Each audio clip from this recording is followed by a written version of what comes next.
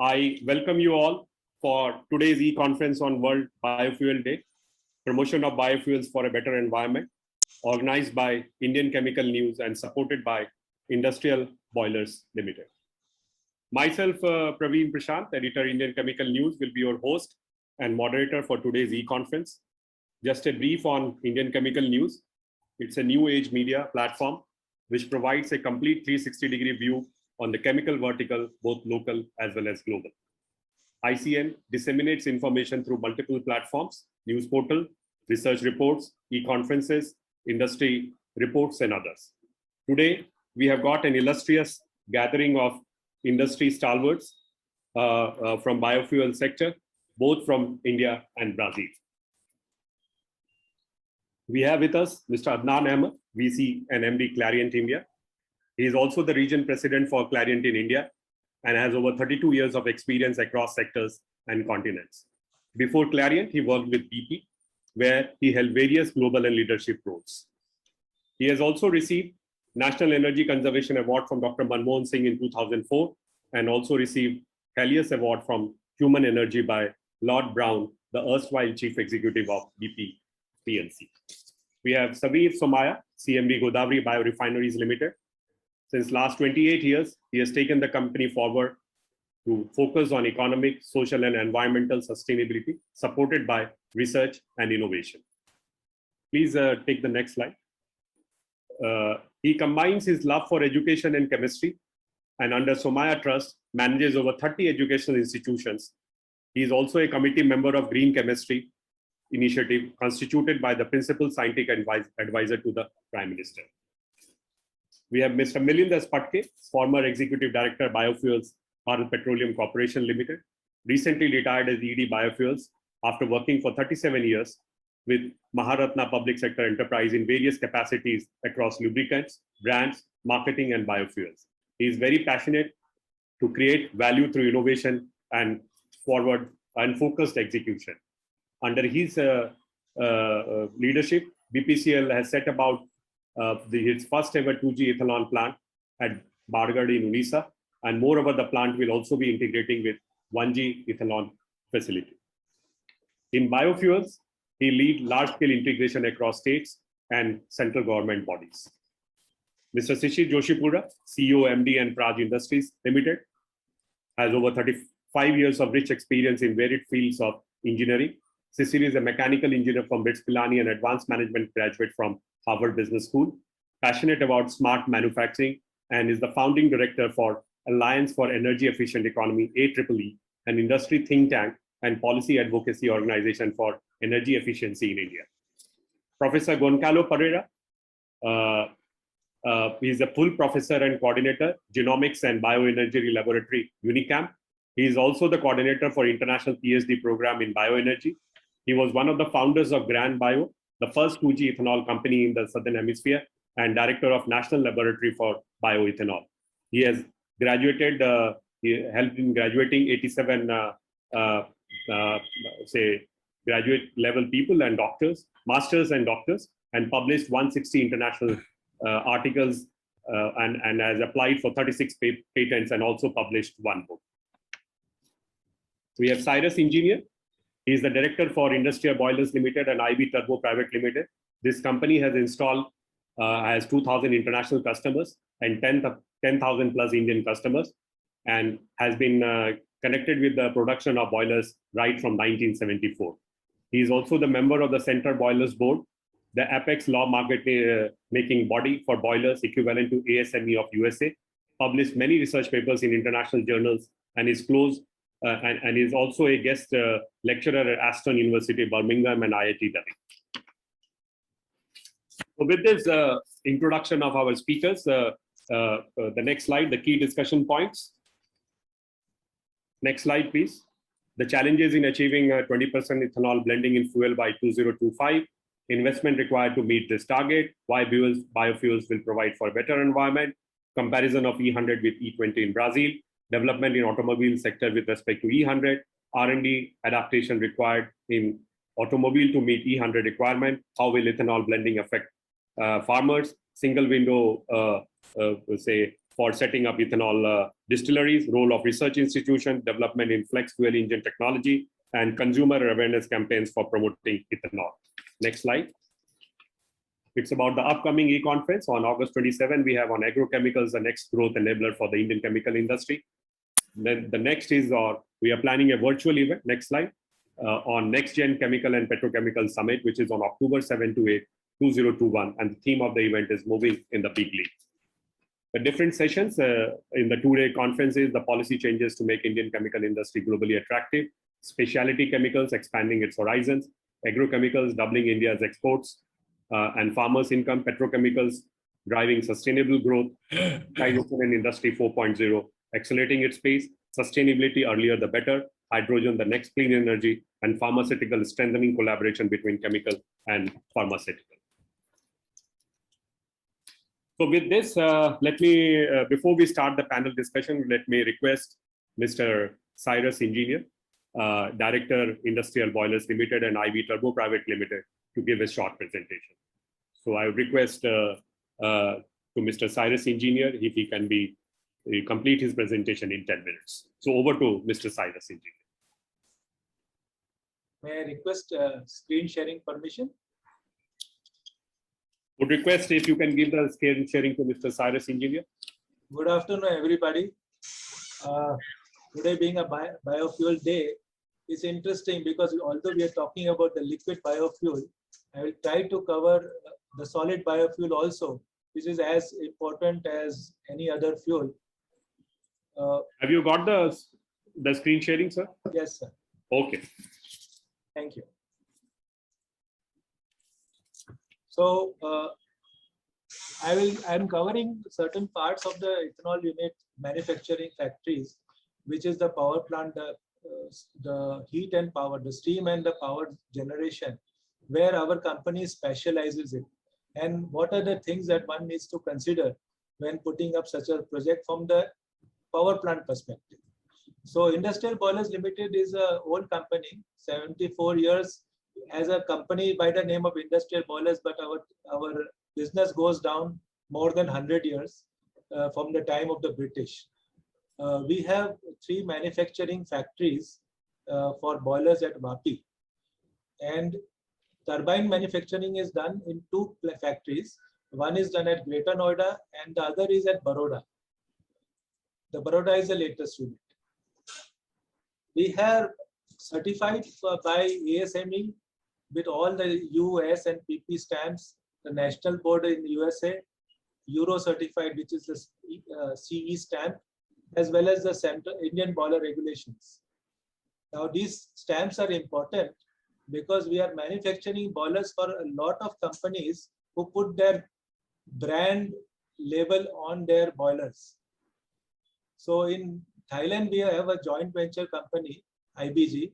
Kenya, we have thermal engineering. In the US, we sell boilers to Moss Boilers, which puts their brand name and sells it in their local market. Belgium, it goes under the BIC brand. Malaysia, Wisdom X takes these boilers and puts their label on it. France, Comter, and Ukraine is Singa Energy. So these are the companies who buy our boilers manufactured well in India, proudly made in India, and sold in their markets. Besides that, 40% of our turnover goes into exports to these 30-odd countries. Several users, we have 2,000 international customers. These are the retail customers, I would call them, besides the ones who are using the boilers for their for labeling and selling in their respective countries. In India also, we are having more than 10,000 customers who buy our products, boilers and turbines. And since we are focused on exports, we keep receiving the best export award time and again from the government of India for our boilers and turbines. A short video on our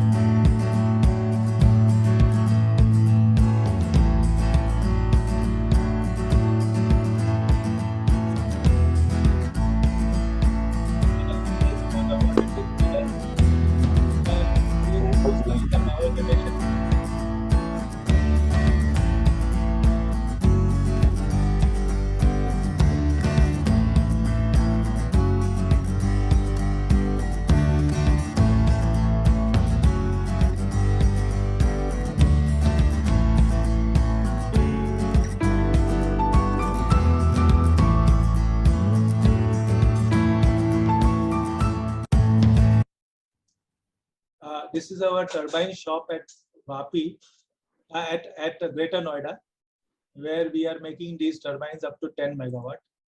There is another new plant at Vadodara where we are making reaction turbines. These are the latest turbines with very high efficiency.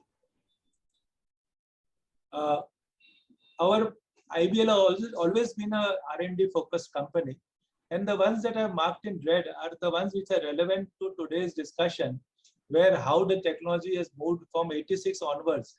We were the first company in India to start fluidized bed manufacturing, long before a lot of companies were born in India.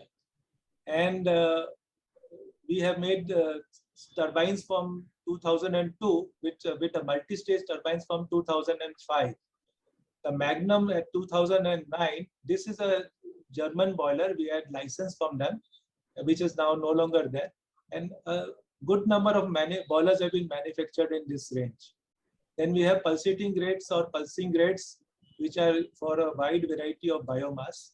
And now we have this reaction turbines, which are high efficiency turbines, which give about 5 to 10% more electricity for the same steam flow. The latest, of course, is a medical oxygen plant, which is in demand due to COVID. Now the focus on ethanol.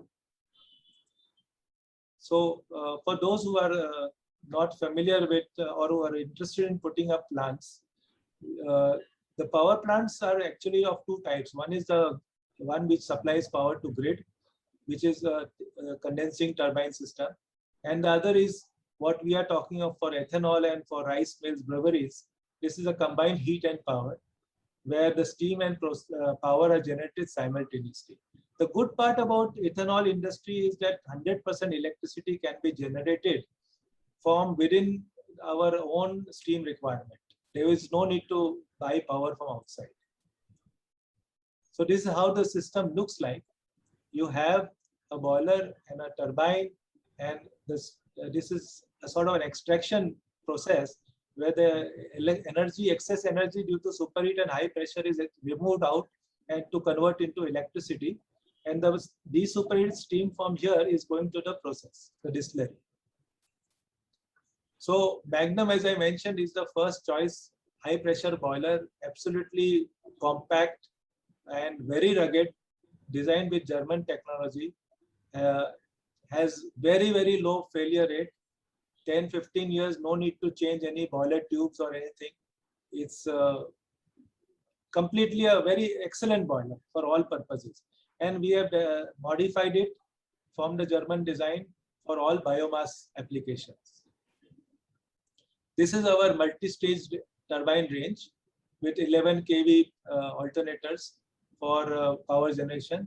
And here we have two ranges. We have the impulse turbine range, which is up to 6 megawatt, and up to 10 megawatt we cover with the reaction turbine. So based on our discussions with several manufacturers of these of ethanol factories, manufacturing plants, we have consolidated the information. It is varying from supplier to supplier. But we have seen that you have different capacity of ethanol plant and what sort of turbine and what sort of power generation you can expect. This has been consolidated here. 50 KLPD is the smallest plant, which is at a lower pressure. So there has to be some changes in the power plant to make it 100% self-generated plant, which we have done recently in near Delhi. So as a boiler turbine package manufacturer, we provide the complete heat and mass diagram. So this is one which is for 200 KLPD, where we talk of how much is the fuel that is going to go in, how much will be your consumption of fuel, what is the steam temperature and pressure which enters the turbine, how much electricity we will generate, how much de-superheating will be required for the process steam. This is your distillery, and condensate which goes back into deaerator, how much would be the makeup water. So this whole process is done by us in-house and given to a customer. These are usually done by either consultants or some other type of people in the field. The other issue which is very critical in power plants is the steam piping, where a lot of turbines we have seen go into failure. On the left, you see a steam pipeline which is in cold condition. On the top is where the boiler steam comes out from, and on the bottom is where the turbine inlet is. When this boiler goes under high pressure, high temperature, it starts to expand in what you see on the right hand side. This is the movement of the piping. A good design makes sure that the starting and the ending point still remains the same, irrespective of what happens due to temperature or pressure. So this is a calculations that we have done, and we give it all our packages. Now, the government of India has come out with a roadmap for ethanol blending, and they have also come out with certain predetermined values. Like, let's take for example rice available with FCI, where the cost is 20,000 rupees per metric ton of feedstock, and assume to give 450 kiloliter of ethanol per metric ton, 400 liter per metric ton, and they are going to give you a price of 56.87. Now this price is determined. I don't think there is any scope to increase or decrease as of now. So industry is stuck with an input cost and an output cost. In between, only your process efficiency seems to be the way out, in which ethanol factory could be either successful or can go in the dumps. But there is a way that as a boiler manufacturer, if you select the correct fuel, there is a way in which you can reduce your cost and make your plant profitable. So like for example, if you go into an area like Delhi NCR, where natural gas is compulsory, no biomass, no coal, nothing is allowed, you could land up with 13 rupees 68 paise as the cost of the boiler fuel itself. Now that will mean that your unit is sick from day one, because that is not the type of profit that you have in this sort of industry. So you will have to look at cheaper fuels. If we are talking of coal and we talk of say a city like Vapi or Surat, which is predetermined by coal, then again you are in a trouble.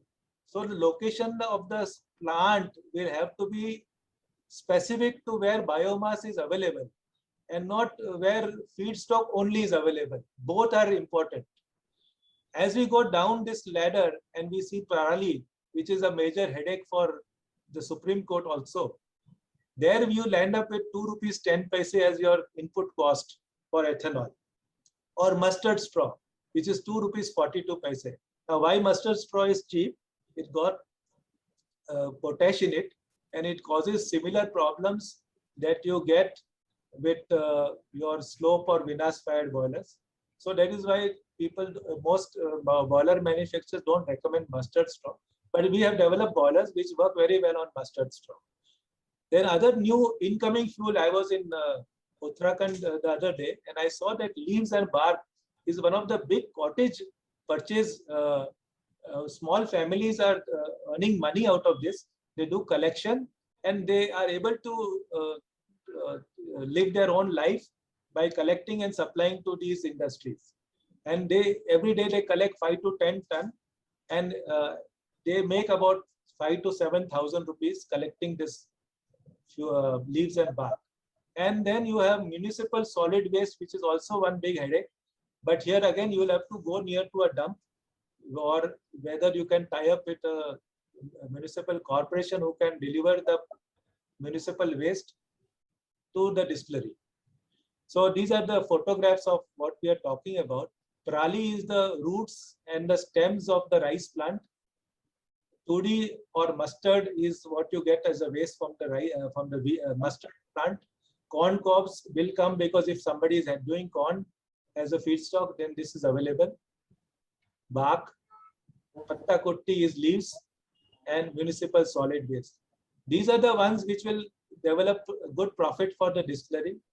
Otherwise, it will become a very tight situation. So we have these grates which are hydraulically operated, and with different settings, these work beautifully for all these fuels that I've just mentioned. This is an installation working with all this type of fuel, and the fuel is not constant. Every season it changes, every time it changes, what availability comes. It is a job to maintain to buy biofuels. This is a boiler under erection, a Magnum boiler. We have 400 of these in operation, and came for the German design, and handles a lot of these, all of these biofuels that I just mentioned. So why IBL?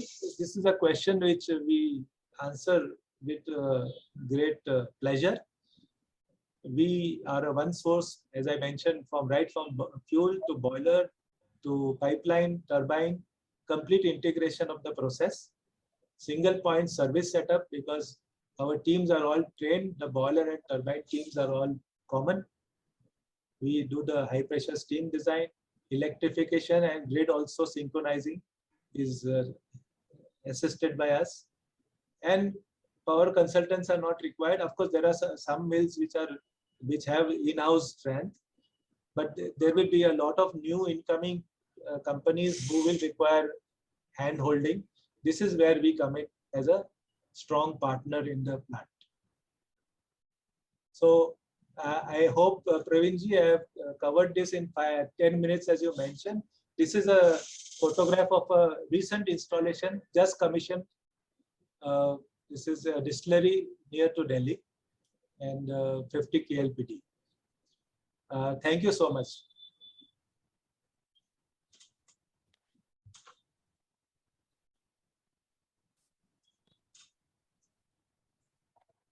You're on mute, Pravinji. You're on mute. So thank you, Mr. Cyrus Engineer, for your presentation. Now I would request Mr. Milind Patke. So his presentation is a short presentation on the challenges and opportunities of ethanol ecosystem. So over to Mr. Milind Patke. Yeah. Thank you, Praveen. At the outset, let me thank Indian Chemical News for providing this opportunity to share my views. Basically, what I'm going to talk about is the entire ethanol ecosystem in India as it is today. And then we will look at the challenges and the opportunities that are there for each of the stakeholders. If you just look at, does not need much of an explanation, but just to set things right in the right perspective, left side is the upstream part of the industry where you have the sugar mills and the molasses-based distillery or the grain-based distillery, supported by their R&Ds, the ISMAs, IDAs of the world, and of course the technology provider, which is there in the light blue. The middle portion is the midstream, where the ethanol producing unit, which also produces ENA, DDGS, CBG, or CO2 and CO2. Then there is State Pollution Control Department, and there are various central government and state government agencies which directly, indirectly support the ethanol production. And then this ethanol is given to the OMCs, the oil marketing companies then blend it, and through their retail network, they are distributing it through the 60,000 odd retail outlets across the country. Most of the OMCs are under the public sector, therefore they are guided by the Ministry of Petroleum. And of course, there is a role for Ministry of Road Transport because ultimately we are talking about vehicles, and more about it when we talk about the auto industry. So I've clubbed all the central and state government departments together, basically because let's look at the challenges. The pricing of ethanol on the basis of feedstock. There was a time when there was only one price based on C molasses. And 2 years back, the B molasses and sugarcane juice was introduced. And subsequently, the damaged food grain and maize also has been introduced. Now there are almost 5 different categories, for the feedstock. And year-on-year basis, these prices are looked at and their prices are revised during the month of August, after which the tenders are floated by the oil marketing companies. for tying up the volumes. So why this is a challenge? Because obviously the prices are all different. While the price of the finished stock is one, the price of finished stock varies based on the choice of feedstock. So sugarcane juice is almost 62 rupees. We just saw in the earlier slide. And the lowest is C molasses, which is 48. The quality of the product produced is same. I beg your pardon, not the price. The quality of the product, 99.9% ethanol, anhydrous ethanol being the same, the prices of products are different based on the feedstock, and that's a challenge. Ensuring uniform blending percentage across the country. This is one big challenge. We all know that today, primarily, UP, Maharashtra, and Karnataka are producing most of the ethanol in the country, whereas the petrol consumption is across all the states and union territories. And it is quite a challenge to ensure that if a particular percentage E10 or E20 is there, then across the country, length and breadth of the country, this fuel has to be available. And therefore, this is a big challenge. Creation of additional distillation capacity. We are all aware that today we require almost 400 crore liters against an estimated 4,000 crore liters of petrol sale. We are getting about 340, 350, which means we will end up with about 8.5 to 9%, depending on what is the petrol growth during the next 3-4 months. But next year, and if we all come out of the pandemic successfully, then petrol growth is going to rebound. It's going to be very high, and therefore the ethanol requirement will be touching, my estimate is somewhere near 500 crore liters. Going forward, of course, 10% will require 500 crore liters. And subsequently in 23 or 25, whenever we launch E20, the requirement will go upwards of 1,000 crore liters. Are we going to have an additional distillation capacity to meet that requirement? I mean, going from 350 crore liters of actual capacities which are being made available to almost 1,000 crore liters in a span of next 4 years, I think that's going to be a huge challenge. Speedy approvals by the Pollution Control Board. We saw in 2019 when bee molasses based ethanol was introduced, sugarcane juice was introduced, there was some time taken by the Pollution Control Board in giving the approvals. And therefore, while a lot of changes have taken place and a lot of process has been eased out, but still this remains a challenge. Implementation of an IDR Act, Industries Development Regulation Act, by which the central government gets the control of the excisable product. Otherwise, it was a state subject. Most of the states are allowing this ethanol to be moved without any export duty, import duty, but there are some states where there is still a problem, and therefore this is a challenge. Let's look at the opportunities. Surplus sugar after the export subsidies were drawn in December 23. Almost 6 lakh tons of sugar will be surplus, which can be converted into 360 crore liters of additional ethanol, provided we have the additional distillation capacity. But that's a huge opportunity. Surplus rice. Now we have more than 3 years of surplus rice available, and that is why government came up with particular policy change in the month of December 2020 that surplus rice from FCI godowns will be available at the rate of 20 rupees 50 paise with a price of about 56.87 for the ethanol. Maize farming. Now this is one huge opportunity area. Today, in India, the maize yield is about 2.6 tons per hectare. I'm told that in USA it's about 10.7, which means there's a huge possibility of increasing the maize yield in the Indian farming industry. And if that really happens in the days forward, then a lot of these maize will be there in so-called deficit states in the country, states like Telangana, Madhya Pradesh, Andhra Pradesh, Tamil Nadu. A lot of states will have maize, and therefore more availability for ethanol manufacturing. More ethanol capacity this enables government to advance the E20 implementation. So that's an opportunity. If more such capacity comes up, then it from 2030 to 2025, we've already seen a 5-year of the capacity, the policy implementation being advanced. So that's huge opportunity. Okay. Let's look at the oil marketing companies very quickly. What are the challenges? I told about uniform distribution. That's a big challenge. Increased complexities in storage and handling of multiple variants. Selling E100, E10, E20 from same petrol pump, huge challenge. Handling multiple variants of gasoline. Then ethanol compatible dispensing units. You know, when you have E20 and E100, then obviously the lot of dispensing unit parts require change. They have to work out the optimum transportation cost, because if West Bengal, Tamil Nadu, J&K and Northeast don't have ethanol, then obviously you can't be supplying at a very high transportation cost. The price of petrol will go up. And lastly, mismatch of petrol seasonality versus ethanol seasonality. You know, while ethanol is available during a particular season from different feedstock, like during season, it will be more of sugarcane juice and B molasses, then later on it will be C molasses. And the quantities also would be varying. If there is a severe monsoon, floods, etc., then obviously the requirement would go down. Whereas petrol remains by and large constant throughout the 12 months, increasing in the last 3-4 months of the year. Opportunities, yes, reduction of carbon footprint, huge opportunity. OMCs can set up their own ethanol manufacturing plants to improve reliability. That's a huge opportunity.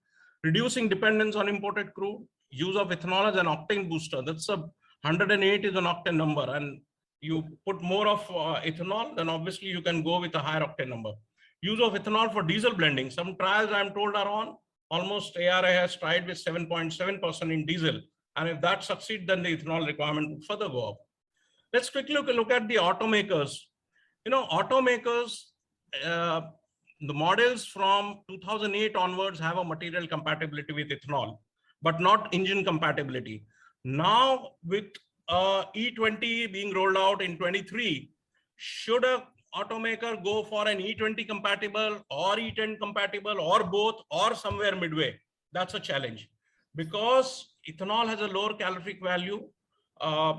The octane number, higher octane number of ethanol can be taken advantage of, and an engine can be designed with a higher combustion ratio, with a higher thermal efficiency, higher torque, and therefore it's a challenge for an automaker to decide where to pitch it. Decision on flex fuel vehicles. In Brazil, we will be hearing from Brazil also very shortly, but in Brazil, US, there are flex fuel vehicles, and we can learn from them as to when, if ethanol is available in different blend percentages, can the vehicle take it. Decision on value proposition to customers.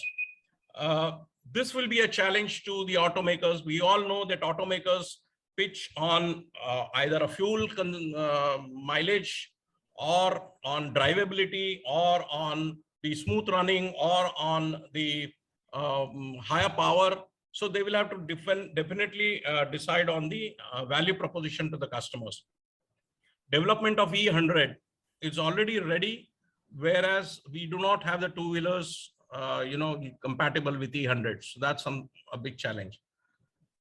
Yes, automakers can launch new variants, they can launch new flex fuel vehicles, they can adopt to different value proposition and recalibrate their strategy vis-a-vis electric vehicles, because a customer also would like to look at EV versus a E20 vehicle.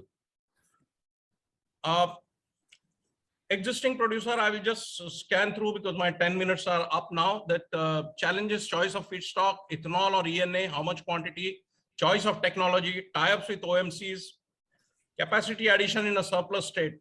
You know, surplus state definitely has more of ethanol available. And if you're going for an expansion, the existing producer, well, the oil companies may not be able to tie up, or the product will have to be moved over large distances across the country. The opportunities are finalized expansion plan, single feed, dual feed, or enhanced capacity. New capacity can be added in deficit state with grain as feedstock. Can enter into tripartite arrangement with OMC's bank and utilize the interest subvention scheme by the government of India. So these are some of the opportunities. Similarly, for new producer, he has to decide on which deficit state he needs to put up the plant. What is the choice of feedstock? What is the right capacity? Availability of land, water. He has to enter into a sales purchase agreement with OMC. Those are the challenges.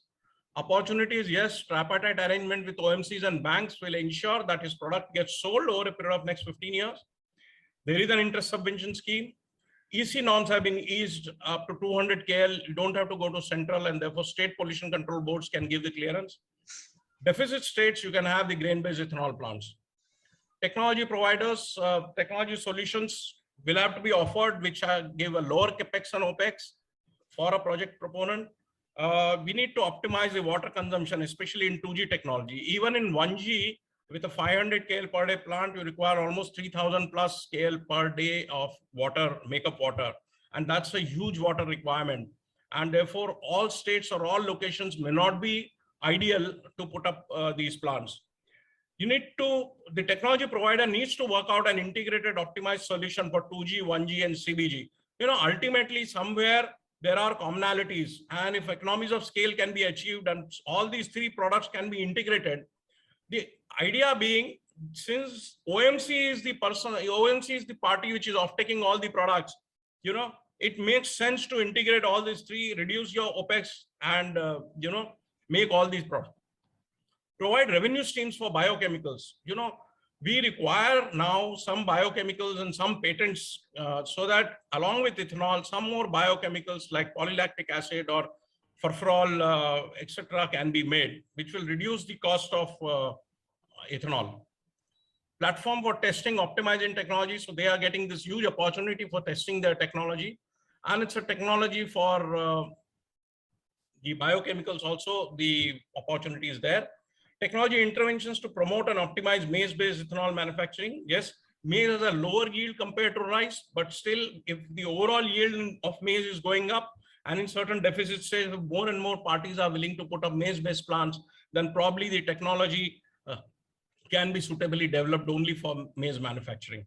Farmers, of course, we all know, with surplus rice and surplus sugar, of course, they will have to look at the alternate options like maize farming. Ethanol production requires high makeup water. So this is the other side of it, which I have personally faced in Orissa, and that is why I put it here, is that if you require so much of water, and the farmers might feel discomfort releasing so much of water for an industry when the canal has been put up for irrigation. So I think that is one issue we need to look at going forward. Maize farming is an option which and government is encouraging now. Maize demands much less water. That's one very big opportunity. And high ethanol demand will ensure better and faster remuneration for its produce. Finally, the retail customer. I have just one slide last. The uniform availability of E10 or E20, E100 across the country, that's going to be a big challenge, especially with all states not producing ethanol. What is a better option, EV or E20 compliant vehicle? I think this is something a customer will ask himself or herself in the 2023-24 when the E20 compliant vehicle is released. Higher maintenance due to E20, we do not know yet. In India, in Indian kind of climate, when E20 is regularly used everywhere, we do not know what kind of cost would be there. What will be the mileage with an E20 unless a new engine design comes up, and we then only will come to know. Definitely some tests have shown that it definitely gives a huge advantage as far as power is concerned vis-a-vis E0, but we do not know on the mileage front. Will flex fuel vehicle be costlier? We do not know. We need to wait and see that. Opportunities, yes, low carbon emissions, improved power with E20 compliant vehicles. So that's my perspective on the entire ecosystem. I had to slightly hurry it, but I'm sure I have been able to cover important points. Thank you so much for patient listening. Thanks. Thank you, Milindas Patteji, for completely talking about all the challenges and opportunities in this entire ecosystem. Before I open the panel discussion, let me talk about two things which we have carried even today in our ICN website and also in the newsletter.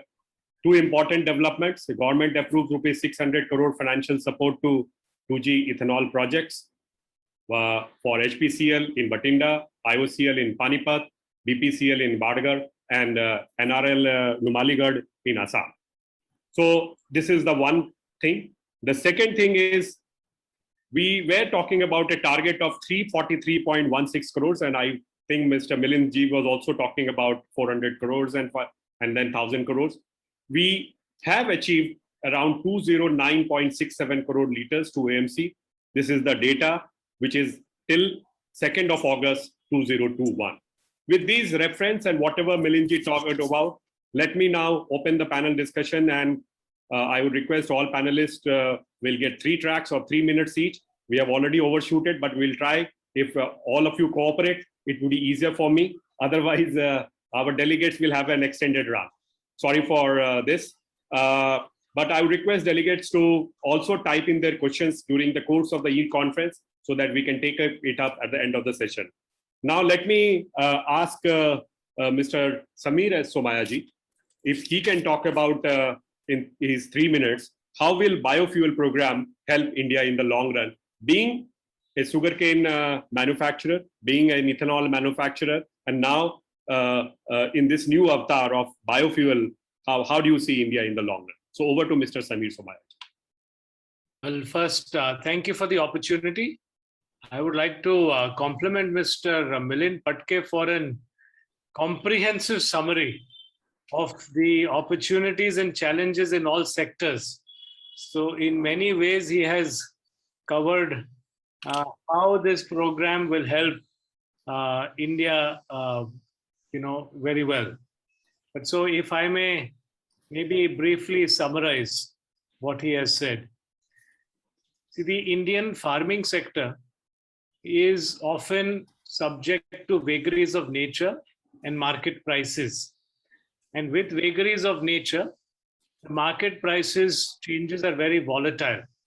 And that volatility of economics further accentuates these vagaries. So I think the creation of a new market, which is food and fuel, as mentioned, will certainly help a more consistent and stable cash flow to our farmers. And in India, the large population is small farmers, and it is very important for our policies and our markets to provide a stable livelihood and income stream for them. So I think this is the first thing I would like to say. The second thing I would like to say is that these vagaries of prices and changes affect the processors.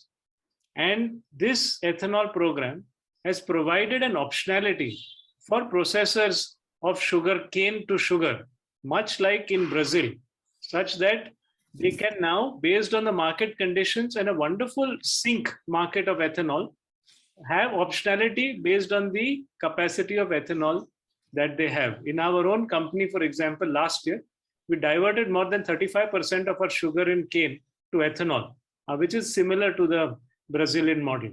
It further adds optionality in terms of providing the ethanol facility with alternative feedstock, such as maize, that was also mentioned earlier. So I think this is the second benefit, optionality to the processors in terms of whether you take sugar cane into ethanol or sugar, or whether you bring other feedstock to make ethanol also. That is the second aspect. The third aspect, I think, which is very important, is energy security for the country. You know, we have a surplus of sunlight and soil in the country. And we talk about solar energy as solar panels and things like that.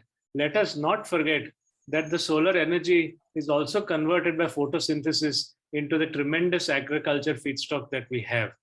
And the making of biofuels, which is coming from a renewable feedstock compared to fossil feedstocks, is another big answer to supplement the energy security of the country.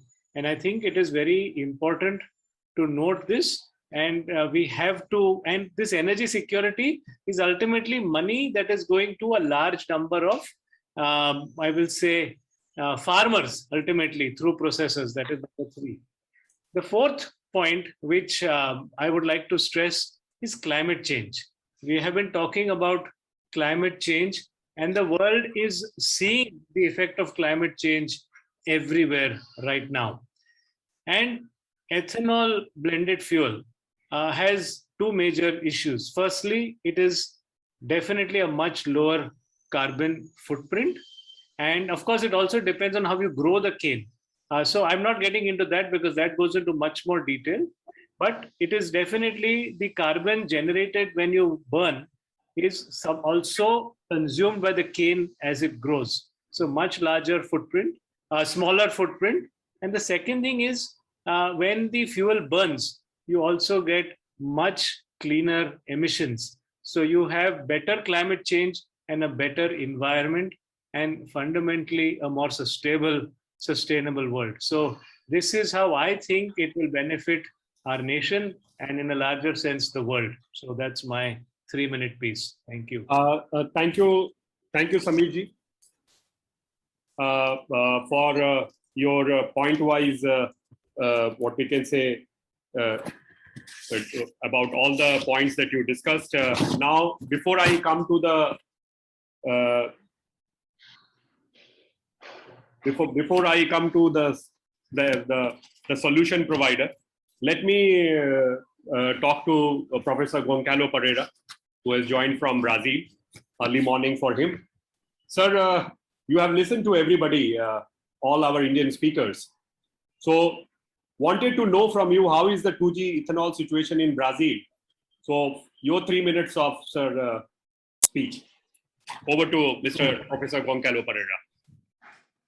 Initially, thank you very much for the indication of my name and the opportunity to discuss with you. A very nice overview made by Dr. Millings. Situation in Brazil, I would say, I'd like very much when I see the situation in India. Initially, I see that India and Brazil has a lot of opportunities if we work together. In Brazil, we began the utilization of ethanol, not because of climate change or things like that, but in 70s because of oil price. I think here everybody remember what happens in 70s, and the country has paralyzed. But instead of this, we have developed the ethanol production that was very, very, very little at that time. But in order to do that, we needed to have the motorization. Initially, we got the ethanol vehicles. It was not very high technology at that moment. However, the evolution that we had in our mobile industry, in our auto industry, was amazing. And mainly, since only Brazil was utilizing ethanol at that time, we could not import solutions. We must develop solutions by ourselves. And this is, in my opinion, the great thing with the ethanol value chain. I really don't like to speak only about ethanol production. We need to understand the ethanol value chain, beginning in the field, what Samir said about emissions in sugarcane. Actually, we can have negative emissions if you put the correct technology in the field. For example, instead of putting nitrogen, a lot of microorganisms that can live inside the sugarcane roots can take this nitrogen from the air. That means this is an opportunity for our scientists.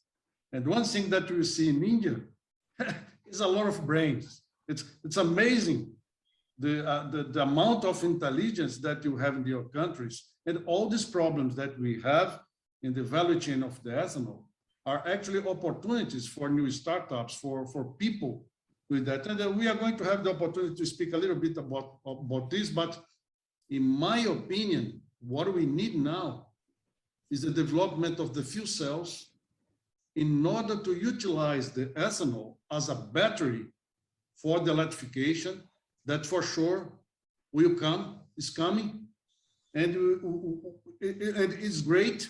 However, not the lithium battery. Ethanol as a battery is, in my opinion, the solution.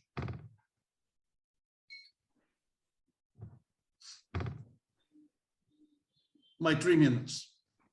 Thank you, sir. Now I request Professor Mr. Shishir Joshipura, if he can talk about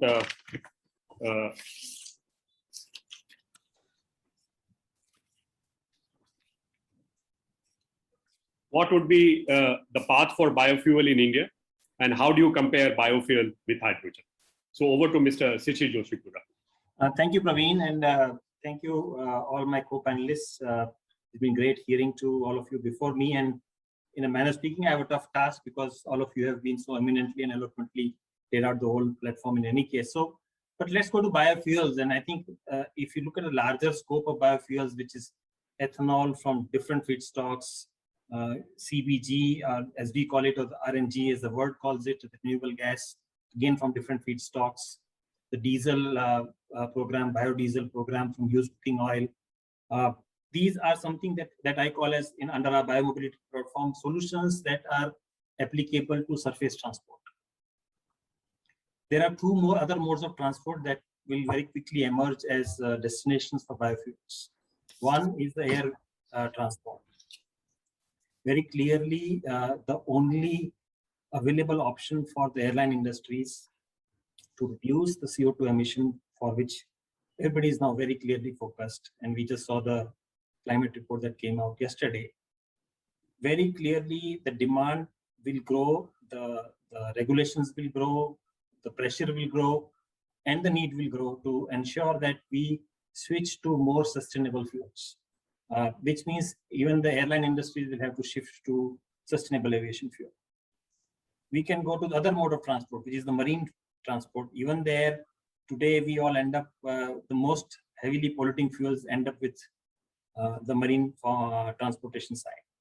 We need to switch that as well to the marine biofuels. So the landscape of the mobility, or biomobility as we call it, will continuously evolve, not limiting itself to only surface transport, but it will also go and include air and marine forms of transportation as well. So that's one dimension. We will see emergence of very different feedstocks. Already we have seen sugary feedstock, a very liberalized program from, especially in India. Brazil is already following it. We will also see a lot of starchy feedstocks that will walk in now. One is the grain part of it. I already saw questions being asked about different kind of feedstocks that we put to use. And third, but in my opinion, probably the most important of all, is the cellulosic feedstock, or the agriculture waste-based, which is, as Samir so eloquently put it, nothing but solar energy converted into a very different form. So we will see emergence of different feedstocks. The technology will continuously evolve to make more and more feedstocks feasible. We mentioned about, Praveen, you mentioned about the 4 projects in India which have been granted the viability gap funding by the government. 3 of them we are building. One of them was with Mr. Patke in his previous capacity. We are very proud that we are going to build 3 plants in the world for external customers. In the 2G technology, lots and lots of developments have taken place, but very few projects are happening where you are building plant for somebody else.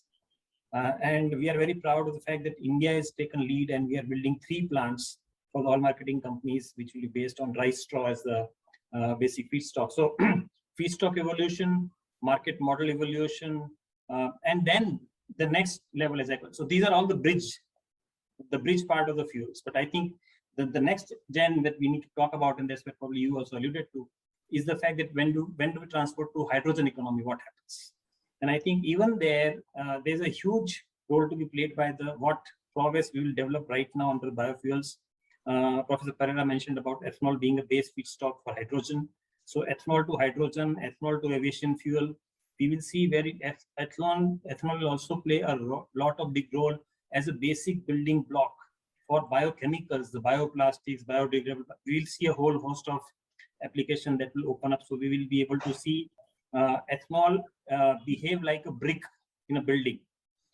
You have a brick, then you can create any building. And similarly, ethanol is one of the basic building bricks of the chemical world. And from there, we can probably build a whole host of solutions. So we are looking forward to a era where I personally believe there'll be increasingly higher and important role that biofuels will have to play, not only on the surface transport ethanol as what is visible to us right now, but both in liquid and gaseous form across all modes of transport and across very, very different kind of feedstocks. That's where I will stop. Thank you so much. I hope I will took my 3 minutes. So good to know that, sir, out of 4, 3 you are building. And I hope you will get more such orders in times to come when these technologies are being developed and being operated by OMC. Now I would request Adnan Ahmed ji. He has made a request that he needs to make a short presentation of 4 minutes. He will take that extra 1 minute from us. And he will talk about how can India benefit from 2G bioethanol technology. So I don't need Mr. slides. Adnan Ahmed. Yeah, thank you, Praveen. I don't need slides. I'll just talk if you're Okay. okay with you. Yeah. Okay. So firstly, thank you for inviting me to speak on this very important contemporary issue today, really, and especially as it's World Biofuels Day. And, speaking in front of the speakers that we've just heard, it's a real honor for me. And I've learned a lot just listening to what has transpired right now. As we see, right now, global energy markets are seeing a transformational change. This is probably something like never before, not even the 70s. And decarbonization has become the buzzword for everyone. I think it's just the speed with which it's moving, including big oil majors, they're talking about it. And they're all putting a huge amount of resources behind efforts to drive down greenhouse gas emissions, halt negative impacts of climate change, and so on. Just today, Samir was also talking about this, there were two headline news in BBC and CNN, and they're talking about forest fires in Greece, in Europe, and also in California, in the US. So the challenge to our future generations is absolutely real. And what we're talking about today is one of many solutions to tackle greenhouse gas emissions. It's extremely encouraging to see governments all over the world are looking at this as a priority. And India is not left behind either. I mean, the government, as you know, you just talked about it, is committed to implementing E20 by 2025, which requires bioethanol production capacity. Mr. Patke talked about it, but it has to increase five times from what it is today, 209 going up to 1,000 crore. So it's a huge amount of transformation that we have to go through in our country as well. And I'm going to share with you a Clarion state-of-the-art technology branded Sun Liquid that brings a paradigm change when it comes to greenhouse gas emissions generated from cars. Mr. Joshipura talked about it as well. So Sun Liquid produces 2G ethanol with agricultural waste as the feedstock. And it's different from 1G, which is based on food grade. So to start with, it's a prime example of the circular economy. All components are either they minimize resources, or they ensure their optimal use, or they generate new resources that can be sustainably used. So there are no fossil resources that are required in the entire process. Agricultural waste is used as feedstock. Lignin, which is a byproduct, is easily utilized as fuel to produce electricity and steam, self-sufficient. And then vinasse, which is another byproduct, can be used as fertilizer in the fields, as it's done in our plants in Germany. So since pre-treatment of the agricultural waste uses no chemicals in our process, the byproducts also don't need processing to remove the chemicals. So less water washing and so on. Water consumption also comes down. So let's look at the stakeholders that we're dealing with. We have the farmer. Again, a lot of you talked about that before. Instead of burning stubble, they get value for selling it. You look at the community, pollution comes down from burning stubble. You look at the government, they reduce imports of crude, more self-sufficient, substituting with locally produced bioethanol. And then you have the manufacturer, the entrepreneur, the person who actually converts this agri-waste to bioethanol. So these are the four key stakeholders. And the technology helps to reduce CO2 emissions substantially. So let's look at the transport sector, and I'll explain to you. If I have a plant which is 50,000 tons per annum of ethanol, or 100 KL per day, the average emission, if you look at Sun Liquid ethanol, is 4.7 grams of CO2 per mg. So if you look at fossil fuel comparators, it's 94 grams of CO2 emission per mg. So it's, almost 5 grams versus 95 grams. So we get over a 95% CO2 savings from Sun Liquid biofuel compared to gasoline. And for a 50,000 ton per annum plant of ethanol, this would result in savings of 120,000 tons of CO2 per annum, which is the equivalent of about 35,000 cars emitting whatever they emit when they're being used. So also, when you see compared to 1G ethanol gives you about a 50 to 60% savings versus gasoline in terms of CO2 emissions. 2G takes that up to 95%. So there are lots of benefits in terms of the environment and so on 2G ethanol. So, if it's so great, then why is the world not rushing to build 2G plants? And, at Clariant itself, we've been running a pre-commercial plant for a decade now in Germany. It's been producing high quality bioethanol for use in Europe. Clariant has also built a 50,000 ton per annum Sun Liquid plant in Romania, which is being commissioned right now as we speak. And we've sold another 2 licenses in Europe and 3 licenses in China. But why isn't there much more? Why aren't there many of them operating today? I think the big issue there is capex cost. And we heard about some of the viability gap funding and so on. So capex cost to build these plants is not small. And there are options being looked at to deal with that. They could be bolt-on plants to existing 1G which could cut down the capex cost and so on to mitigate this. But the government support at this stage of evolution of this is really helping, certainly in China, in the EU, and we hope to see more of that in India too. So our government is aggressively pushing for bioethanol through 1G technology, which actually uses food grains, and 2G uses agricultural waste, as I told you, and it doesn't compete with the food chain. So watch this space as we see energy transformation to the new reality of climate change and a much more eco-friendly universe. Thank you. So Adnanji, what is the likely scenario of this deployment in India, and how do you look at the cost-wise comparison with respect to other technologies? So it is the cost-wise, it's absolutely high. I mean, I think Mr. Joshipura is a real expert on this, and he's already got 3 plants that he's working on. So there is an eagerness to bring this into India as well, and hopefully I think we all can't wait to see something like this coming up in India. It will come. It will come, and we will have to bring the capex cost down. It will happen over a period of a few years, and looking at bolt-on solutions. And I know some of you on the panel have been looking at that as well. So it'll come. It's a matter of time, Praveen. It's a matter of time. And what's the viability gap funding which would be required to be put up from the government or the central government or the state government? What is it you're looking at? What would be that number? 20%, 30% of the overall cost, or what would be that, sir? I think the more it is, the better. I don't know, Mr. Joshipura, you want to say?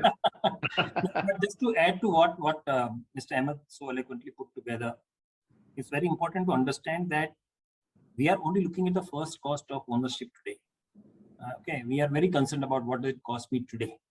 We're not factoring in the fact that we are compromising the right of a future generation to even live peacefully. Absolutely, right? Absolutely. So see this, this forest fires or floods or droughts or we cannot even begin to imagine the impact. I mean, just imagine if I would tell you, those of you who are living in Mumbai, if we want to tell you that 25 years from now the shoreline will move 3 kilometers inside, and that means practically the entire South Bombay gets wiped out.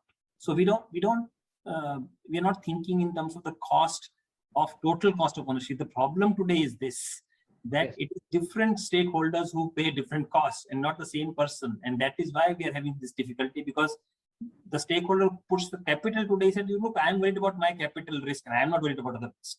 The environmental part is the future generation. Guys are not even born today. Why are we worried about it? But then the whole purpose of humanity is to look for the betterment of the next generation. So I think this is a much bigger argument that we need to address. Yeah. Yes, there will be what I would call as efforts underway. We have worked very closely on these 3 projects. We have learned so much doing this.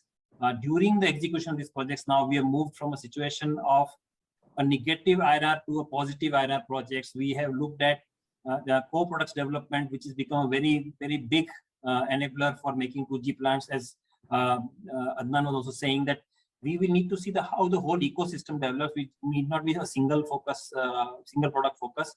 Maybe there's a central product, and then there are byproducts and co-products that come along that will make the plant even much more viable. I think even Mr. Patke mentioned that how do we get multiple products, the bolt-on solutions.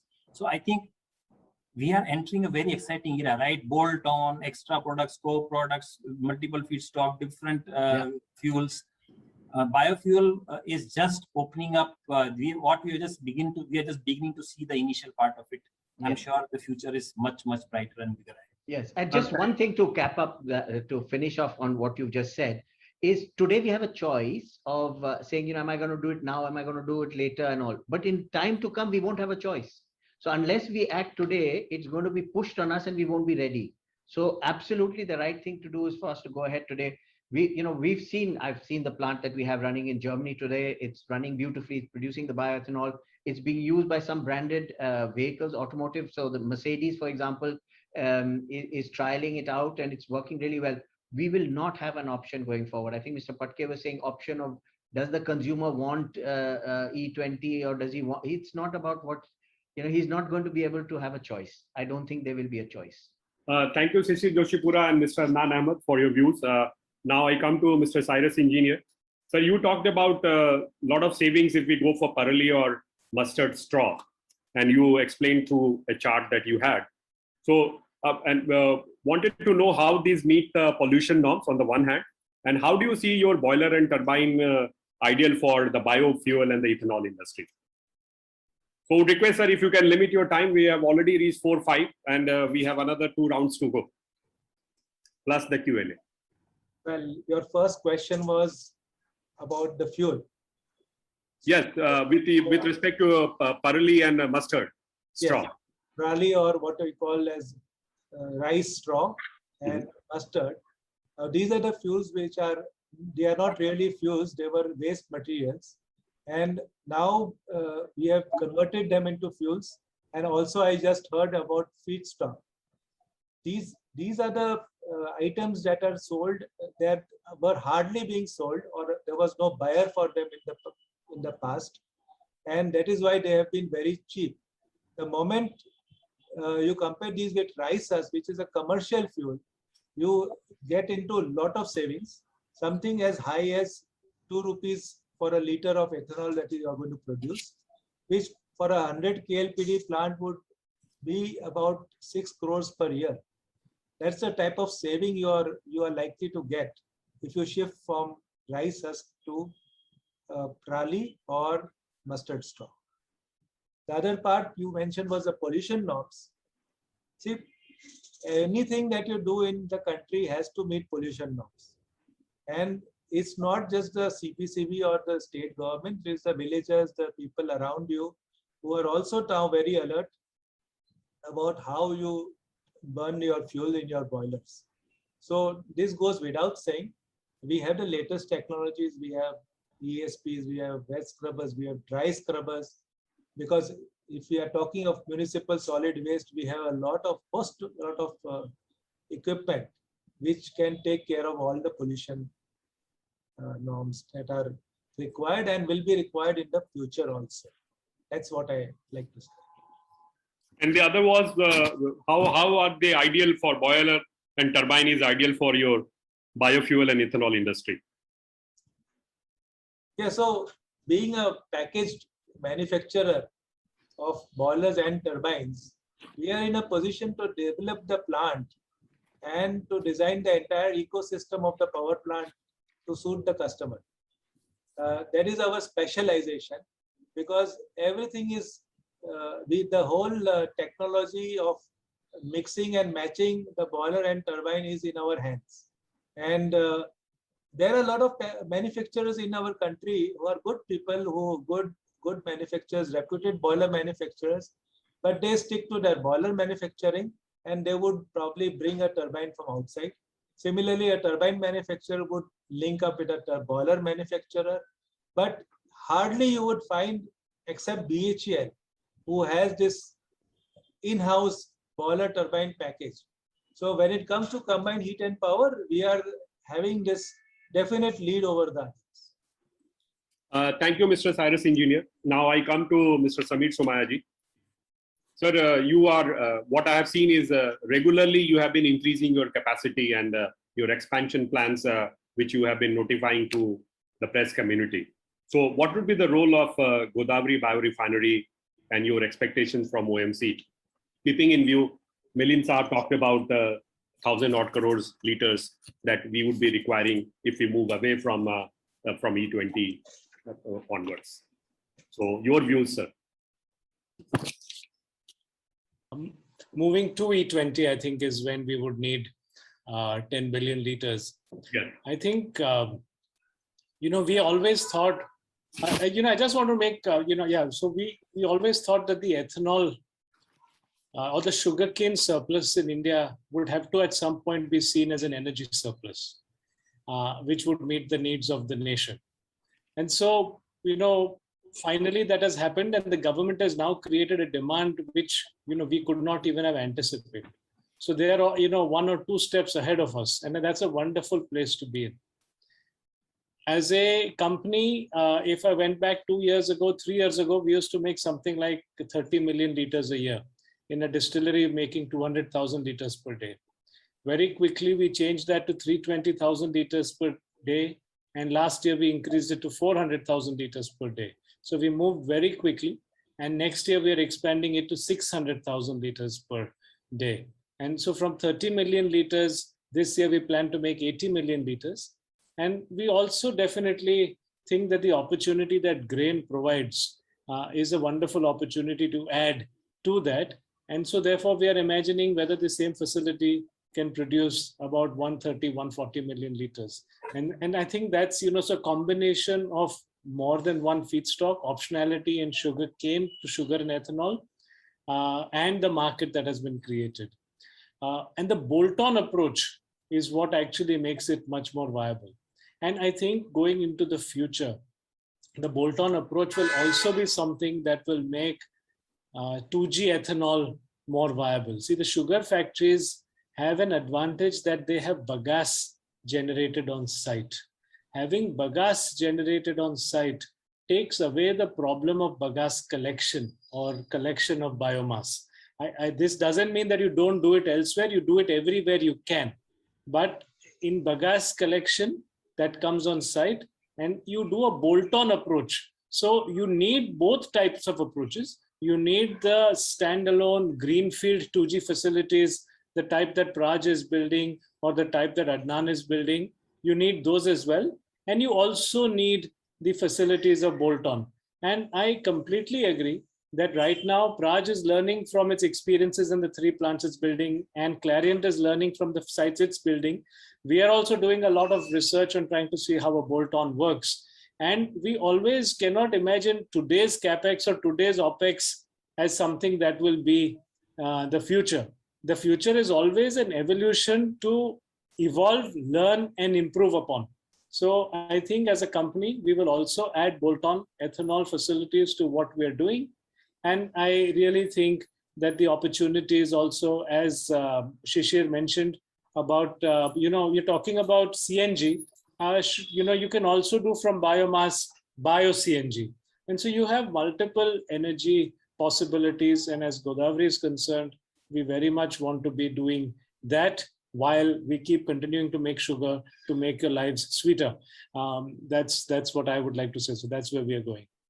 Sir, you are not only making life sweeter, I think you are also seeing that both Praj as well as Clariant succeed in a good way so that prices come down, and so that India can benefit in the long run with the use of this low, what we can say, carbon fuel that we are talking about.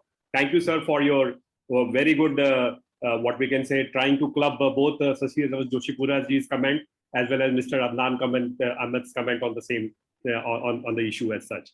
Milind, sir, if you can talk about, we are presently hovering at around 8% to 9% in terms of blending. But how do we move ahead in future from a mandate of 20% ethanol blending, which looks more likely that we will achieve by the designated time that the government has given? So your views, sir. Yeah. 2 things. One thing very quickly, which I wanted to add to what Mr. Adnan and Mr. Shishir Joshipura were talking. In 2G ethanol, if I were to tell you that I have tied up my biomass for next 15 years at 2 rupees a kg, suddenly the proposition becomes very, very attractive, because I have tied up the entire biomass for next 15 years. And therefore, whatever capex may be, but at the same time, tying up a feedstock and removing the uncertainty around the biomass, I think is very important in the Indian context for 2G ethanol. This is one point I wanted to make out of my own experience. Coming to the 1G ethanol that you talked about, yes, as I said, this is a huge challenge, because today UP, Maharashtra, Karnataka mainly produce 1G ethanol, almost 80–90%. And of course, the rest flows from these states to the nearby states. Oil marketing companies have very categorically worked out what are the surplus states and what are the deficit states. And oil marketing companies themselves are putting up plants only in deficit states, number one. So I know that BPC, IOC and HPC, at least 40–50 crore liters, each of them are putting up. So at least 150 crore liters of capacity is coming up mainly from the oil marketing companies alone in the deficit states. That's number one. Number 2, what is also happening, that under interest subvention scheme of Government of India, a lot of new capacities which have been approved, there are large number of capacities coming up in these deficit states. So that's also the second thing that is happening. Third, of course, as I said, maize farming. The Government of India is working around improving the maize farming and improving the maize yield. And if that happens simultaneously, and a lot of maize also starts getting cultivated in some of these areas, I think a lot of maize then would be available for the sugarcane. The last point that I want to mention is that even though we may say 1,000 crore liters, I think let's look at it practically. If a E20 compliant vehicle is introduced in 2023, there are going to be vehicles on road. Almost 90% of the population or 95% of the population will require only E10. They cannot take E20, okay, by design, which means even though we may say 1,000 crore liters is required for E20, it's a very mathematical calculation. It will not happen. What is going to actually happen is in 2025, you will have 95% of the vehicles requiring E10, 5% vehicles only requiring E20. And as the time goes by, more and more E20 vehicles come in the market, the percentage of E20 will go up, E10 will come down. So actual 1,000 crore liters may not be required. What you require is maybe 600, 700 crore liters. So you are at 320, 350 or 400 crore liters today capacity. You have to go to about 700 crore liters. Let's be realistic. And then by 2030, you will have a substantial population of E20 compliant vehicles, maybe 40, 50%. 50% would be the balance E10 population. So maybe 1,000 crore actually would be required in 2030, which will be a combination of E20 and E10. So that's a very realistic picture I thought I would like to put up. Thank you. Thank you, sir, for giving that realistic picture. On the one hand, you talked about 1,000, and it's good that since we will not have those number of vehicles, so that's the reason you are reducing. Because we need to create capacities, definitely. That's why we need to work on that number. So now I come to Professor Goncalo Pereira, sir. You were talking about during the discussion that we had, you were talking about bioelectrification. And so how do you look at bioelectrification and the future of bioethanol considering the climate change? So over to Professor Goncalo Pereira. First of all, I'd like very much to stress that ethanol is a wonderful molecule. It's an incredible molecule, both for combustion, because it's a clean combustion, and also because it has a lot of hydrogen inside the molecule, and it's a liquid molecule. Oil made such a success because it is liquid. And we have the opportunity to have a liquid molecule that can be used for combustion and also has a lot of hydrogen inside it. Only for you to remember, everything that you see here as white is hydrogen. Actually, this is liquid hydrogen. And this hydrogen, as everybody knows, has an electron. And this electron, through this new technology like fuel cell, can be utilized to make an electric currency. Then, instead to have a big battery putting electricity in the electric motors, we can have ethanol as the real battery, and this battery can provide the electrons to make electricity to this autos. In my opinion, in my view, electric autos is something that is the future because it become, let's say, sexy. Everybody wants to have an electric car. Everybody, this is done. I think that we must be very realistic, as my colleague here say, and go in the direction from a percentage of ethanol going in the future to, as we have here in Brazil, 27% of ethanol blending, and also hydrous ethanol to have to put directly in our autos, which are flex, most of them. I do think this is a very good way to go. However, we must immediately put a lot of effort in the bioelectrification in order to develop initially the hybrid cars, having ethanol motors to generate electricity to electric cars. This is a technology that is here. And at the same time, the big opportunity to develop the fuel cells in order to have an industry that in my dream would be led by Brazil and India in order to put a real electrification that is really carbon free in the world. Putting all this value chain together and second generation ethanol is absolutely essential in this strategy. Thank you, Professor Goncalo Pereira. Now I come to Mr. Shishir Joshipura ji.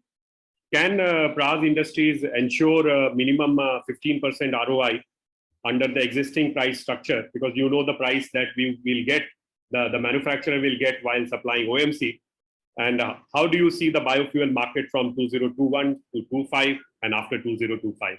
And I think the same question will also apply to Mr. Adnan Ahmed ji after Shishir ji speaks. All right. So since Samir is on the panel, I refuse to answer that. I have just muted myself. Sir, why we are asking this? Because nowadays it is mainly an outsourcing of technology, and here if the partnership works, I think you will, instead of getting 3, you will get 30. No, That's the reason I'm asking you these, sir. No. I think the underlying question is, how do we make sure that the emerging biofuels become viable commercial propositions? Because unless that happens, we will not see capacity development, right? So the key challenge for all of us, me, Adnan's companies, for us, it is very clearly, even for that matter, Mr. Engineer's company, for us to ensure that we are able to provide a capex opex solution that is commercially viable. If that does not happen, the industry will not grow. That is very clear understanding. Now, there are different levers that one could use to actually achieve that position. One is, of course, reduce the overall process complexity. You re-engineer your processes. You define your hardwares differently. You look at your yields differently. You look at your maybe you have a different set of co-products that come out of your process. So there are a whole host of levers that one could use to arrive at what constitutes an optimum pricing model. The 1G technology today is a very, very mature and established technology. There is no problem. I can, eyes closed, I can say, yes, 15% is guaranteed irrespective of feedstock. But having said that, I think what's more important is to see how do we, on 2 dimensions. One, as the feedstocks evolve to more difficult ones, as I call them, and difficult because there you have to process the feedstocks before you can go to the sugar of starch separation from the basic feedstock. To going to different iterations of the ethanol molecule that the professor was mentioning, that it's a beautiful molecule, but I have to then iterate it to different product lines. So those two, we have to make sure that the value addition that happens on either side is actually much more than the money that you spend in making that value realization happen. So I think the technology challenge is very clear. We need to look at a whole host of levers to reduce the cost, both for capex and opex. Continuously focused to make it more and more commercially viable. But as things stand, and I again reiterate, today we are living in a world, and especially in India, and for that matter, for most part of the world, there is no carbon tax for us. Yeah, and we are actually stealing the future away from our children. If we have to pay a carbon tax, we'll very quickly realize the value of what is it that it actually costs us to use the current fuel mix that we have got, and therefore it will shift. World over, there are different mechanisms that have proven over a period of time in history that how we can use different levers to change the behavior of the society. Biofuels' biggest advantage, in my opinion, it does not ask for a change in lifestyle.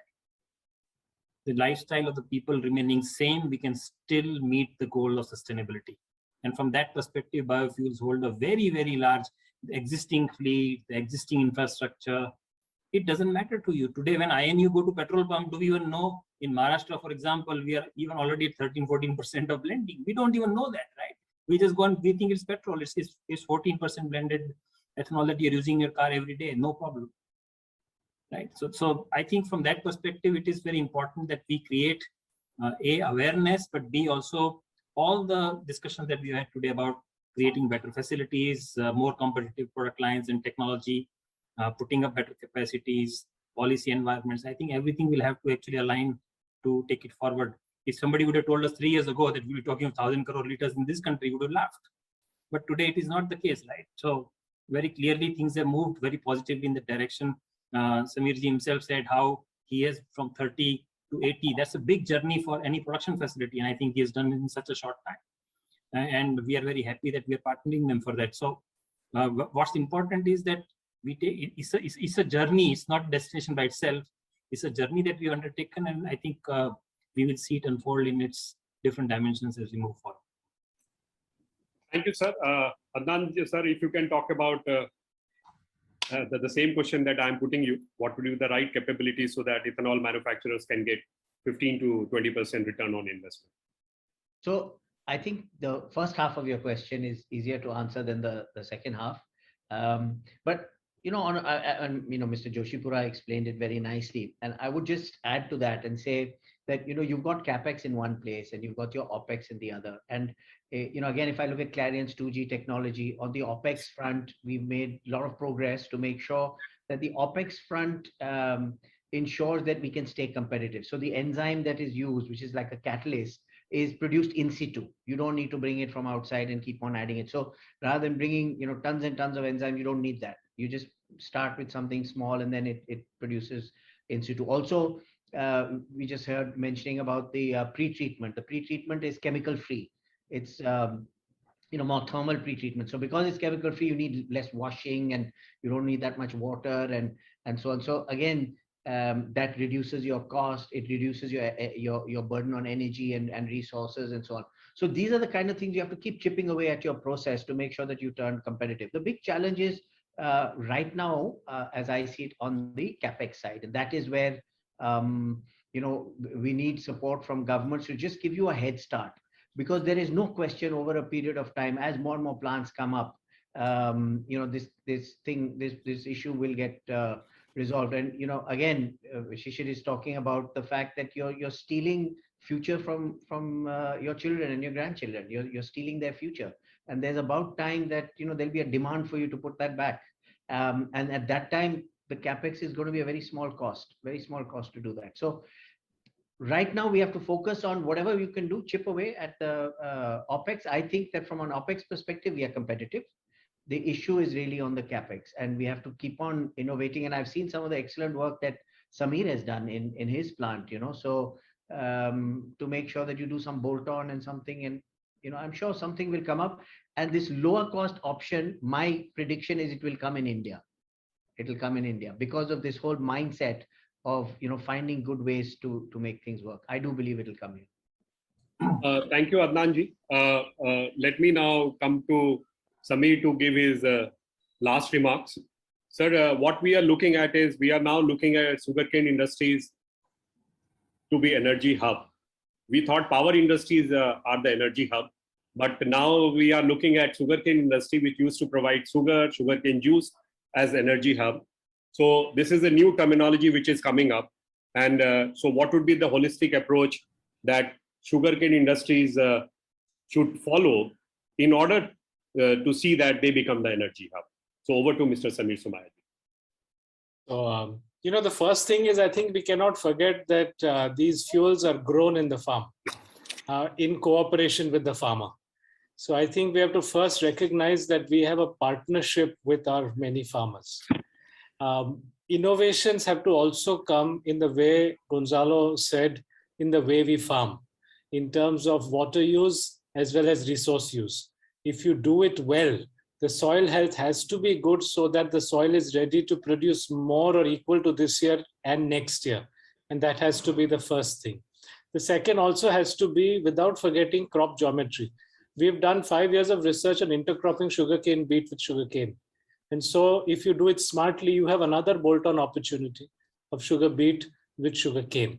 So you plant the beet before the cane grows too tall, you harvested it already. And so I think these are opportunities which, we think that, all innovation happens inside a factory with all the engineers like myself. But, we have to recognize that a lot of innovation happens with the farmer, with the agriculturist, traditional, modern, and often at the interface of what is traditional and what is modern.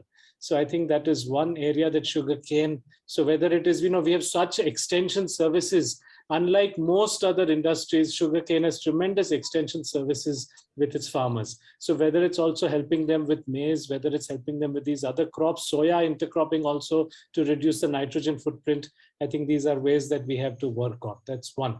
The second, as already mentioned, the ethanol we produce or the biogas we produce can be used for the energy hub in the future. The third is also sugarcane factories are surplus in bagasse and they produce bioelectricity as a natural part of the cogeneration we do, of, as Cyrus engineer also put it. So when we do that, you know, we automatically are electricity producers and create a network for fueling the EVs which are in our area. I think the EVs are here, they are here to come.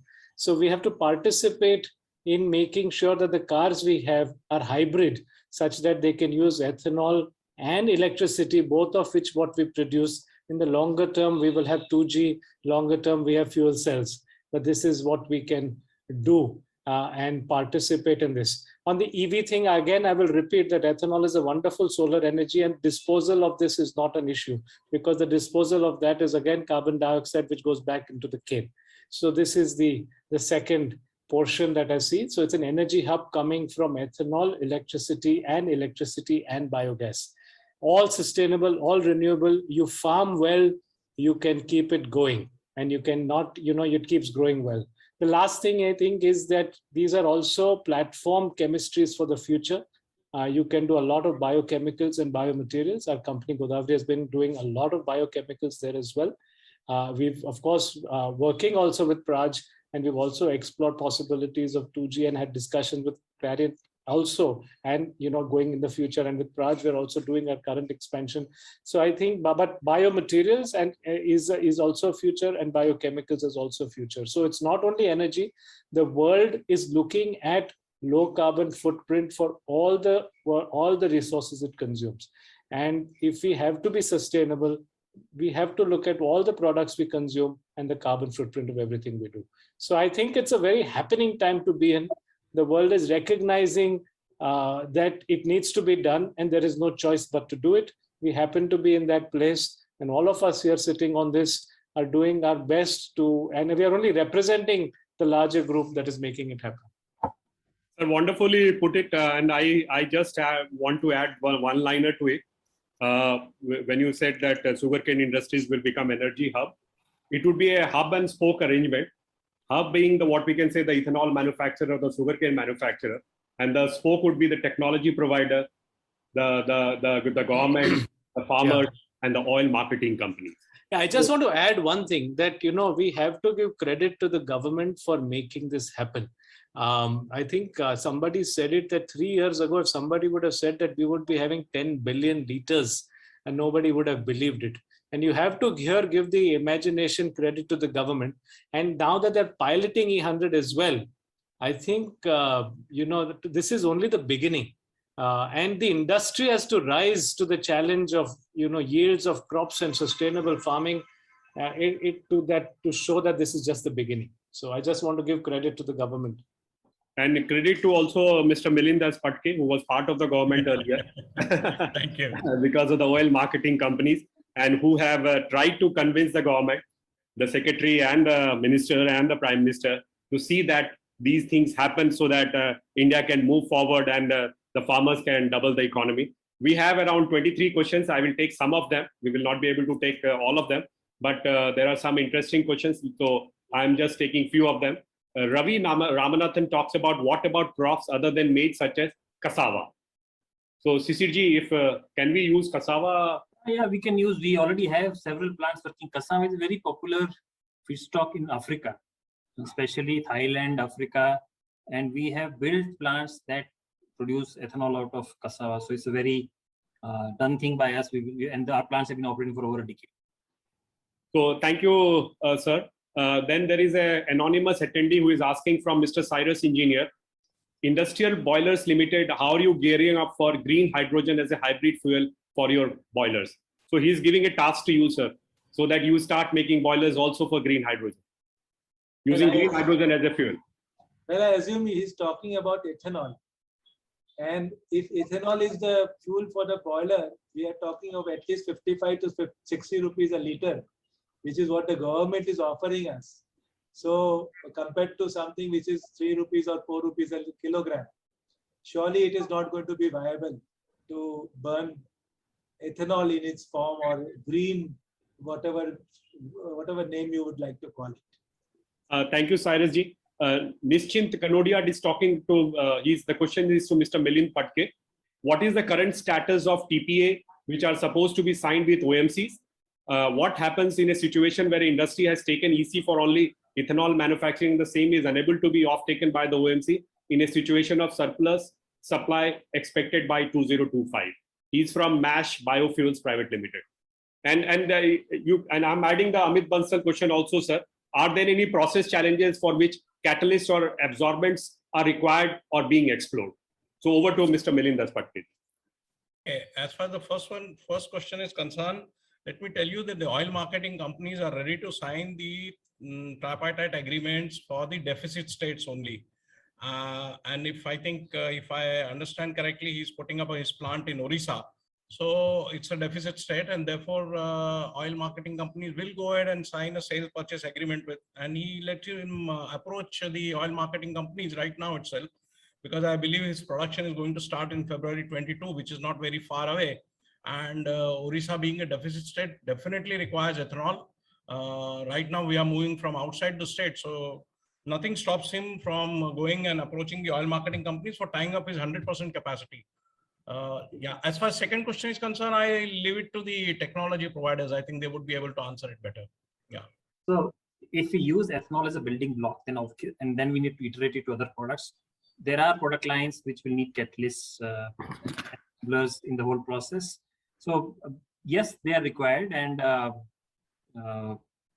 that's all I can say right now. I mean, I don't go to specific what a catalyst for which process, but if you take ethanol as a building block and then you want to iterate it to further stuff, yes, you can. There's no question.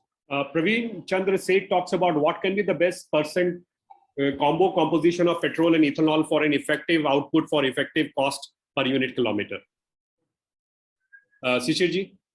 Sorry, could you please repeat the question? There was a bit what can be the best percent composition of petrol and ethanol for an effective output for effective cost per unit? He's talking about mileage. What would be the ideal percentage for getting the mileage? Well, best I think mileage. It's not about the ideal percentage. It's about, do you have an engine that can take, so we are talking about flex fuel vehicles, right? We have heard the minister talk about it. Brazil is already having flex fuel. I think it's an experience to go to Brazil and look at just the petrol pump. If you don't look at anything else, the different dispensation points. So a flex fuel vehicles will permit you to switch from 0 to 100. So I think that, and then each of the fuel mix will have a different purpose. Now, the vehicle itself may have a different purpose. If you're in-city driving, intra-city driving, you want to go to rough terrain, there are different dimensions which can come to play to determine the economics of a percentage point. But I think these are too early days. We should worry about these right now, where our country is 7 to 8% of blending that we're talking about. And I think that when we go to E10 as base fuel across the country, that itself is a big change. We are still quite away from deciding whether I should choose between E20 to E40. We are still away. Till we get the flex fuel vehicles, that's the moot question. The question from Binay Amte is, how about methanol fuel economy as suggested by Niti Aayog? This is also being pursued rigorously by China.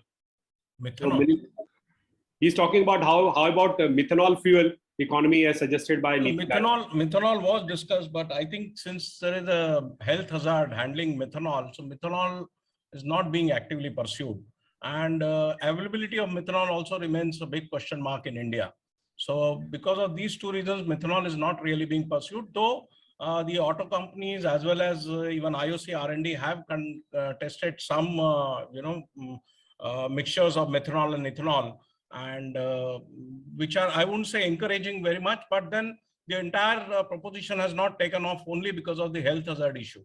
Yeah. Thank you, Milinji. Vinay Amte, he's talking about, is there any progress in dual fuel engine instead of blended fuel in automobile sector, wherein disadvantages of ethanol in gasoline can be tackled effectively? And I am putting this question to Professor Goncalo Pereira. So if you can unmute yourself and answer, sir. I don't know if I understood exactly the... He's talking about dual fuel, sir, ethanol plus gasoline Yes. engine instead of blended fuel. So instead of blending, he's saying you have an engine where it has both, depending upon what readily it is available, you use ethanol. And if you can change to gasoline whenever it is required. Yeah, in Brazil, we have the experience till 27% of ethanol, can be more in the blend of the gasoline without any problem in the normal motors that we have now, but it was a development. I'm not saying put immediately in your autos this amount, but it must be tested. But in Brazil, I would say that the utilization of flex fuel autos was the real revolution. In this case, you can use ethanol or gasoline in any concentration you want with very high efficiency in the new motors. In my opinion, is the very close future. Thank you, sir. The question is to Mr. Milind, sir. As mentioned in his presentation, that water consumption will be a major worry factor. So how do we take care of this, sir? No, so as I said, if you're putting up a 2G ethanol plant for a 100 KLPD plant, you require almost 3000 KL makeup water per day. As the time goes by, obviously there are chances that it will be optimized, but as of now, at least it's 3000 KL. For a 1G ethanol plant of almost 500 KL per day, it also requires almost 3000 KL or near about that. Now, the thing is that to start with, the project proponent will have to look for a land which is quite adjacent to a river, from where the pipeline can be put up and, water can be taken up. So therefore, that limits somewhere the location of the plant. It's only from that context I mentioned this, because if the water is not readily available and if you have to put up a pipeline of 30-40 kilometers away, then obviously then your capex goes up. That's the thing. So definitely, as the time goes by, I'm sure the technology providers would try and optimize the water requirement over a period of time. But that does remain a challenge as of now. That's my opinion. And one more question, sir. What is the effect on biofuel usage for automobile functioning? Is there any change in automobile functioning with the usage of biofuel or the blended fuel? See, it's like this. Ethanol has a lower calorific value compared to petrol. Therefore, when you blend ethanol with petrol, definitely, if the engine is not modified, you are getting a less mileage. Let's face it. But automakers are planning to redesign their engine to take advantage of a higher octane of ethanol and therefore go for a higher compression ratio and thereby improve the thermal efficiency of the engine. When that happens, to a very large extent, the lower calorific value negative point of ethanol gets nullified. So therefore, there would be only 1 or 2% drop, but then there would be a simultaneous increase in the torque, because some of the tests have shown that with E10 and E20, for the same engine RPM, you are getting a much better torque. So ultimately, it's the kind of value proposition that each automaker would bring to the table. It would be required. It would depend on that. So I don't think, as many other speakers in the panel have mentioned, I think is the larger question of the environment, which is far more important, and therefore 1 or 2% efficiency loss here and there, I don't think should matter much, because ultimately we have to reduce the carbon footprint, and that is where we have to go. Professor Goncalo Pereira, if you would like to add to whatever Milind sir said. A comment about the 2G. As the colleague Ahmad spoke, the problem now is CAPEX. But in my opinion, the problem in CAPEX is because the industry began in the wrong way. People believed that the problem was with biotechnology, enzymes and yeasts, and that the CAPEX was dominated because the people of the pulp and paper industry was over 100 years utilizing machinery for the movement and processing of cellulose. But this was completely wrong, because the machinery utilized by wood was not the same that would be necessary for straw. And Clariant did a very nice job, because it was the first one that considered this appropriately. However, in Brazil, and not only Brazil, if you look, the number of initiatives around 2010 that began and stopped because of this very problem was enormous.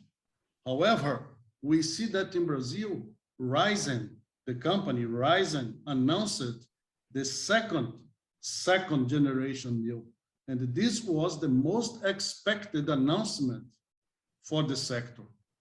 And after this announcement that has been done, because they have dominated the process and are making money with this, they made an APO which raised $1.2 billion for the company. That means, my opinion, ethanol is the new crude. This is the new crude. If people were able to produce ethanol in Europe, in the US, in a high amount and in a sustainable way, I have no doubt that this comment that we have here would be so obvious, because ethanol is the true molecule. You can do everything with this. You can do jet fuel, you can do molecules for chemicals. We can do everything utilizing ethanol. We need, in my opinion, India and Brazil, more specifically, the capacity, the leadership to show to the world that we have technology, this is economical feasible, this is a lot of opportunity. Only to finish, we are speaking here about the ethanol in motors. If you put ethanol in fuel cells, instead of 10 kilometers per liter, you are going to 25 kilometers per liter. It's much more efficient than oil because of the configuration of the molecule. This is, in my opinion, the future. I would say that India and Brazil has a huge responsibility with humanity in order to show this is economically feasible, good business, and essential for the planet. Thank you. One last 30 seconds from everybody. There is a lot of question with respect to hydrogen and ethanol. So who will win the race, or will it be both will coexist? So we start from Milind, sir. Sorry, your question? Hydrogen versus ethanol. So what will coexist, sir? No, ethanol is something which is immediate. Hydrogen, in my opinion, will take some more time. So I think to start with, yes, ethanol. Shishir ji? I think right now, obviously, it is ethanol, but as we move forward and the whole ecosystem starts to transit to hydrogen, ethanol will have a very important role to play in generation of hydrogen. So both will coexist. Maybe ethanol's role will change. As I said, it will move from being the building itself to being the basic building block. As we move forward, it will, especially for onboard production of hydrogen, which is most likely scenario as of now for all four-wheelers, personal vehicles, where you cannot have large tanks or heavy tanks or heavy weights carried on board. It will be an onboard hydrogen solution generation. And ethanol will have a very, very important role to play in that. So as we move forward, I think whether it's electric vehicles, biofuel driven vehicles, hydrogen driven vehicles, we'll move into an ecosystem which will coexist over a period of time, and finally over a much longer period of time, the best technology will win. There is no question. But where will you get the hydrogen from? We'll get hydrogen from ethanol. I think it is a solar form that is getting converted. We will have to convert it differently. Some other economies in Middle East may be converting to hydrogen from a different source. So hydrogen sources may be different. Ethanol, especially for agrarian economies, ethanol will be a big source. Professor Goncalo Pereira, your 30 seconds. Well, I would say that everything that we speak is always about hydrogen. Again, the molecule is full of hydrogen. However, instead of having this as a gas, very dangerous, very difficult to compress, we have a liquid molecule full of hydrogen. What is fuel cell technology? What does this technology does? Exactly. It takes this hydrogen, put this in line, and convert this in electricity. Instead of being a problem, this is the future of electricity, because it has always been about hydrogen. Ethanol is a kind of hydrogen bunch. This is how I see ethanol. Samir ji, your 30 seconds, sir. I'll just take 3 seconds. I said any which way you look at it, the planet and the people will win. Mr. Cyrus Engineer ji. Well, I'm a big fan of hydrogen. And I'm very sure that hydrogen will finally win this race. Whether we take it through the ethanol route or through the solar route, but hydrogen is the fuel of the future, and oxygen and hydrogen are going to be the winners in the game. So let me thank all my speakers. They were very eloquent. Plus, they have added a lot to our knowledge that we had before this event. So I'm really thankful to all the speakers. Mr. Adnan Ahmed, VC and MD, Clariant India. Mr. Samir Somaya, CMD, Godavari Biorefineries Limited. Mr. Milind S. Patke, former Executive Director, Biofuels, Bharat Petroleum Corporation Limited. Mr. Shishir Joshipura, CEO and MD, Praj Industries Limited. Professor Goncalo Pereira, full professor and coordinator, Genomics and Bioenergy Laboratory, Unicam. So once again, I would thank from all the delegates who have participated for coming to this morning call at 6 o'clock. I'm really thankful to him for getting up early for this e-conference. Mr. Cyrus Engineer, Director, Industry and Boilers Limited and IP Turbo Private Limited. Let me also thank my supporting partner, Industrial Boilers Limited, for making this event a grand success. I would request all delegates to give their feedback in the chat window, 1 being the lowest and 5 being the highest. I think our delegates will rank us on the highest side. I believe so. So please give your feedback. I see 137 participants. Please give your feedback or comment so that we can send these to our speakers. So wonderful comment from everybody. This shows that the World Biofuel Day that we are celebrating with this illustrious gathering of industry has been a grand success. I would request all delegates to register for the next set of events, which we have already announced. Let me thank all delegates who participated in this event. Those who register and could not participate can watch the recorded version on Indian Chemical News website later. Let me thank once again all speakers, delegates, and ICN team members for making this e-conference a grand success. And let me personally also thank Praj Industries, who gave us the feedback to make this World Biofuel Day event. Also to Mr. Samir Somaya ji, who helped us in getting the right speakers for the conference, and Mr. Milind S. Patke to provide the complete info and did a very wonderful job of preparing that PPT, which made my life easier, sir. and I think a lot of people who do not understand in detail were able to understand in in-depth perspective. So once again, sir, thanks to all my speakers, all delegates, and all the key people from ICN team members who are always at the back end. And I am the only one who come at the front end to tell you what's that has happened in the back end. And let me thank once again everybody. And this is Praveen Prashant signing off to meet again on August 27, where we are doing an event on agrochemical at 2:55 p.m. Till then, take care, stay safe, goodbye, and namaste from India.